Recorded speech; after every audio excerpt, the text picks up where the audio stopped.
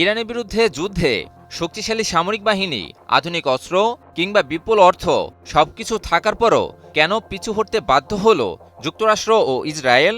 বিপরীতে তুলনামূলক দুর্বল হওয়া সত্ত্বেও মার্কিন ইসরায়েলি যৌথ শক্তিকে রীতিমতো নাস্তানাবুদ করে ছেড়েছে ইরান। যুক্তরাষ্ট্র ও ইসরায়েলের বিরুদ্ধে ইরানের নজিরবিহীন প্রতিরোধ বিশ্বজুড়ে সাড়া ফেলে দিয়েছে।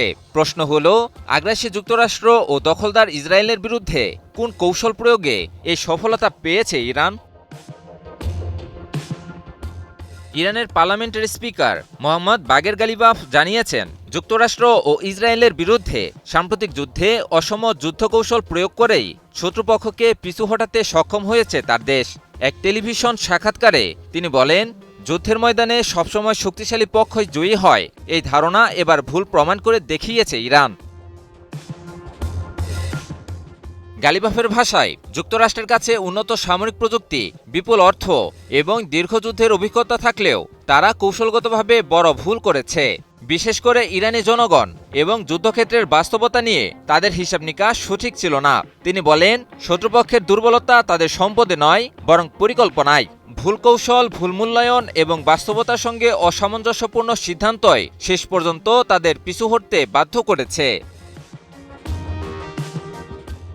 ইরানের এই শীর্ষ নেতা আরও স্বীকার করেন, সামরিক শক্তির দিক থেকে যুক্তরাষ্ট্র এগিয়ে, এটা অস্বীকার করার কোনো সুযোগ নেই। তবে তিনি জোর দিয়ে বলেন, যুদ্ধ জেতার জন্য শুধু শক্তি যথেষ্ট নয়, প্রয়োজন সঠিক পরিকল্পনা, প্রস্তুতি এবং কৌশলগত বুদ্ধিমত্তার।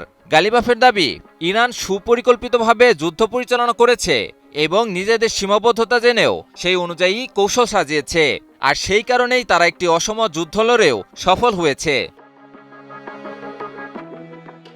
একই সঙ্গে তিনি ট্রাম্প প্রশাসনের তীব্র সমালোচনা করে বলেন, যুক্তরাষ্ট্র আমেরিকা ফার্স্ট বললেও বাস্তবে তারা ইসরায়েল ফার্স্ট নীতিতে পরিচালিত হয়েছে। তার মতে, ইসরায়েলের দেওয়া তথ্যের উপর নির্ভর করেই অনেক গুরুত্বপূর্ণ সিদ্ধান্ত নিয়েছে যুক্তরাষ্ট্র। গালিবাফ আরও বলেন, যুদ্ধক্ষেত্রে নিজেদের অবস্থান দৃঢ় রাখার কারণেই শেষ পর্যন্ত যুক্তরাষ্ট্র বিভিন্ন দেশের মাধ্যমে বার্তা পাঠাতে বাধ্য হয়েছে এবং আলোচনার পথ খুঁজেছে।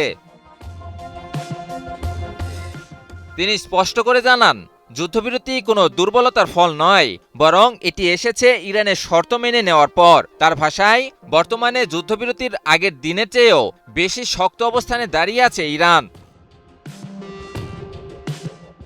সবশেষে গালিবাফ হুঁশিয়ারি বাক্য উচ্চারণ করে বলেছেন, ইরান বর্তমানে রণক্ষেত্রে অত্যন্ত শক্তিশালী অবস্থানে রয়েছে। তিনি জোর দিয়ে বলেন, কূটনৈতিক তৎপরতা অব্যাহত থাকলেও দেশের সশস্ত্র বাহিনী যে কোনো পরিস্থিতির জন্য পুরোপুরি প্রস্তুত। শত্রুপক্ষ কোনো ধরনের ভুল পদক্ষেপ নিলে তার তাৎক্ষণিক ও দাঁতভাঙা জবাব দিবে ইরানের সশস্ত্র বাহিনী। ইমন আলী, নিউজ 24।